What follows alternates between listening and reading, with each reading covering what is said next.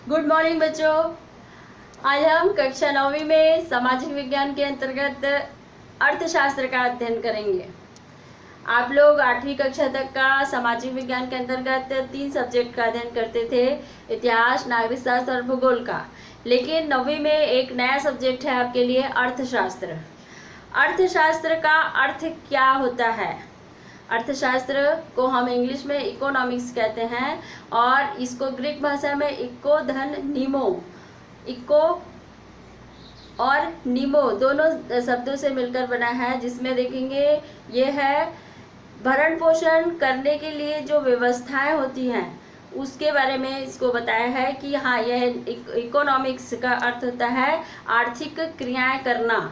आर्थिक क्रियाएं करना ये आपका अर्थशास्त्र के अंतर्गत आता है कि एक पूरे विश्व में मनुष्य ही एक ऐसा व्यक्ति है जो आर्थिक क्रिया करता है और आर्थिक क्रिया करके ही अपने परिवार का भरण पोषण करता है। जब तक वो आर्थिक क्रिया नहीं करेगा तब तक का परिवार का भरण पोषण करना संभव नहीं है। तो अर्थशास्त्र में हम व्यक्तियों के जो पालन पोषण के लिए जो आर्थिक क्रियाएं किया जाता है उसके माध्यम से हम इसको अध्ययन करेंगे और इसमें देखेंगे जो इसके लिए उत्पादन की आवश्यकताएं होती हैं, क्योंकि व्यक्ति जब आर्थिक क्रिया करता है तो सबसे पहले, क्योंकि हम बोल सकते हैं कि आवश्यकता ही आविष्कार की जननी होती है। जब तक का मनुष्य को आवश्यकता नहीं होगी, जब तक का वो किसी भी चीज़ का आविष्कार नहीं करता है। तो यहाँ पर उत्पादन के जो प्रमुख 5 साधन हैं, आज उसके बारे में मैं आपको समझाती हूँ। उत्पादन के प्रमुख 5 साधन हैं भूमि, पूंजी, श्रम, साहस और संगठन। फिर से एक बार बोल देती हूँ, भूमि, पूंजी, श्रम, साहस और संगठन, ये 5 साधन हैं, है ना। व्यक्ति जब आर्थिक क्रिया करता है तो उसको भूमि की भी आवश्यकता होती है, पूंजी की भी आवश्यकता होती है, श्रम की भी आवश्यकता होती है और उसके लिए संगठन का भी होना आवश्यक होता है और साहस का भी होना आवश्यक होता है। तो इसको मैं अभी क्रम से मैं आपको बता देती हूँ कि भूमि क्या है, पूंजी क्या है, श्रम क्या है और संगठन क्या है और साहस क्या है। आज हम लोग भाग 1 में इसको पढ़ेंगे, फिर उसके बाद भाग 2 में जो पुस्तक में आपका कृषि के माध्यम से आर्थिक क्रिया करना है उसके बारे में बताऊंगी मैं। कि आपको देखेंगे उत्पादन के जो 5 साधन में सबसे प्रमुख होता है भूमि, क्योंकि भूमि के बिना हम अपनी भी कल्पना नहीं कर सकते। भूमि अगर नहीं होगा तो हम यहाँ पर जीवन संभव नहीं होगा। तो भूमि, लेकिन हम साधारण बोलचाल की भाषा में भूमि जमीन को, पृथ्वी का जो ऊपरी सतह है उसको कहते हैं, लेकिन अर्थशास्त्र में इसकी परिभाषा बदल जाती है कि भूमि प्रकृति के द्वारा प्रदत्त है और प्रकृति के द्वारा हमको निःशुल्क रूप में यह उपहार प्राप्त है, जिसको पाने के लिए मनुष्य किसी भी प्रकार का व्यय नहीं किया है।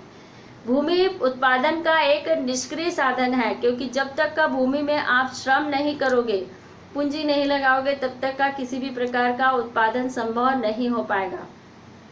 तो एक प्रकार से बोल सकते हैं कि भूमि में जब तक का हम श्रम पूंजी नहीं लगाएंगे तब तक का वहाँ पर उत्पादन संभव नहीं है ना।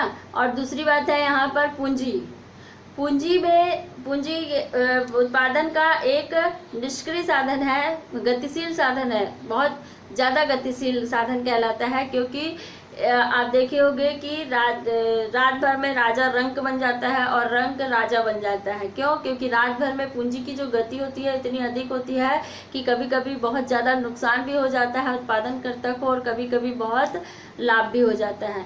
तो एक प्रकार से ये देख सकते हैं कि पूंजी उत्पादन का एक गतिशील साधन है, जिसमें हम पूंजी की परिभाषा ये होती है इसमें अर्थशास्त्र में कि हम किसी चीज़ में पूंजी को इन्वेस्ट करते हैं, व्यय करते हैं, उससे हमको और भी अधिक लाभ होता है, और भी अधिक पूंजी प्राप्त होता है, उसको हम पूंजी कहते हैं।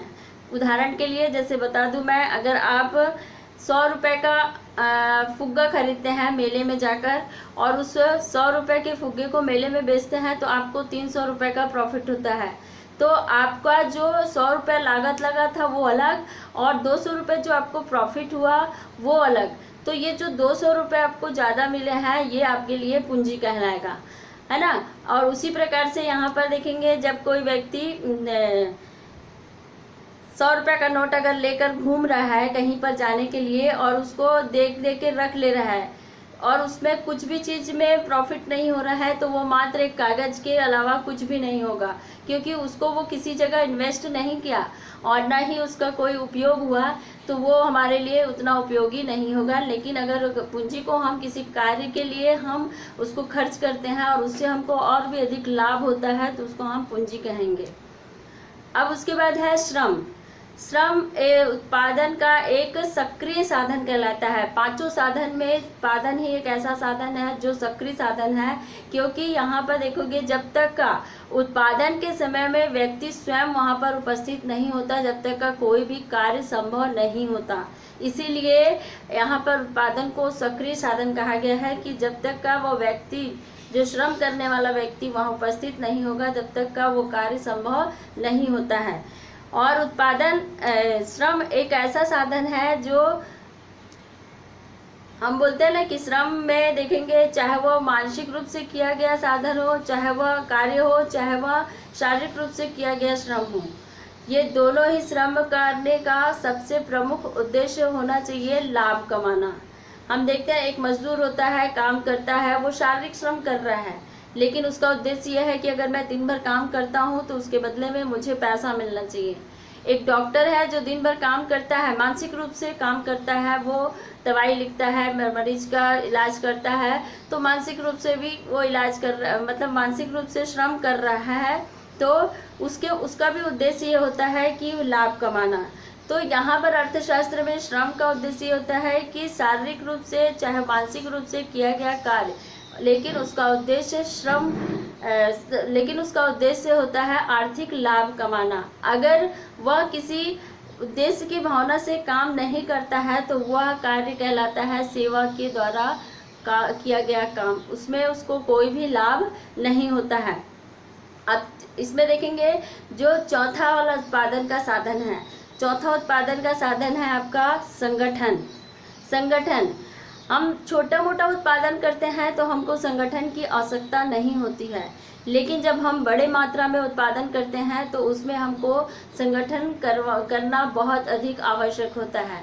संगठन का तात्पर्य होता है कि किसी भी वस्तु के उत्पादन करने के लिए उसकी व्यवस्था करना, है ना, और उसके पूंजी की व्यवस्था करना, मशीन में कच्चे माल की व्यवस्था करना, श्रमिकों की व्यवस्था करना, बाजार तक पहुंचाने की व्यवस्था करना, ये सारे काम संगठन के माध्यम से होता है। और उस कार्य को आगे बढ़ाने में सबसे महत्वपूर्ण कार्य संगठन का होता है। यहाँ पर जब बिना संगठन के हम अधिक मात्रा में उत्पादन नहीं कर सकते हैं। ये उत्पादन का निष्क्रिय साधन होता है। और एक साधन और है उत्पादन का साहस। हम ऐसे ही आम भाषा में साहस बोलने से ये होता है कि हाँ हमको बहुत साहस, बहुत शक्ति है, लेकिन यहाँ पर साहस का अर्थ अलग होता है। साहस का अर्थ होता है कि किसी भी कार्य में वो जब अपनी पूंजी को लगाता है और पूंजी को लगाना ही उसके लिए साहस का काम होता है, क्योंकि वो जानता है कि उसमें उसे लाभ होगा या हानि होगी। ये दोनों को ही वहन करने के लिए उसमें शक्ति होना आवश्यक होता है कि उत्पादन में जो लगाया हुआ पूंजी, अगर उसमें हानि होती है तब भी वो साहसी को सहना पड़ता है, और लाभ होता है तब भी वो साहसी ही सहता है। ये साहसी की सबसे बड़ी विशेषता ये होती है कि वो उसका दूरदर्शिता होना बहुत आवश्यक होता है।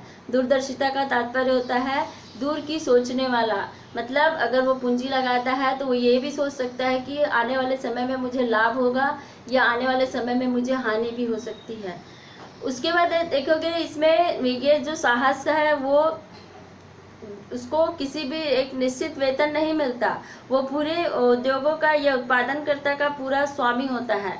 मतलब वहाँ पर जो पूंजी लगाता है उसका सबसे बड़ा स्वामी साहसी होता है और वही काम करता है। तो हम लोग ने देखा है कि उत्पादन के जो 5 साधन हैं, 5 साधनों में ही हम आर्थिक क्रिया को कर सकते हैं। इसी के माध्यम से देखेंगे हम लोग कृषि कार्य को करने के लिए हमको सबसे महत्वपूर्ण आवश्यकता होती है उपजाऊ भूमि की आवश्यकता होती है।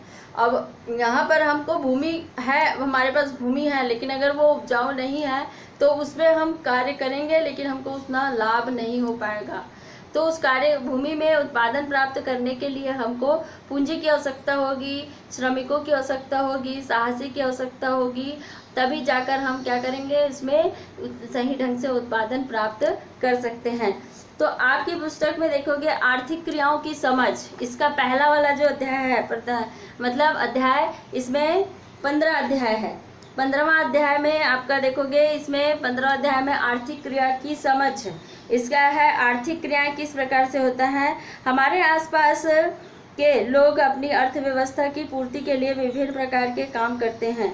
कहीं कहीं पर कार्यों के लिए से वस्तुओं का उत्पादन होता है, जैसे बांस की टोकरी बनाना, कपड़ा बुनना और खेत में फसल उगाना, कारखाने में वस्तुओं का उत्पादन करना, सीमेंट तैयार करना, ये सारे काम क्या होते हैं, यहाँ पर उद्योग धंधे में होते हैं। दूसरी ओर से कई अन्य कार्यों के द्वारा लोगों की सुविधाओं की सेवा यहाँ पर प्रदान की जाती है। उदाहरण के लिए यहाँ पर किसान, व्यापारी सेवा प्रदान करता है और बस यहाँ पर चलाने वाला परिवहन की सुविधाओं का सेवा देने का काम करता है।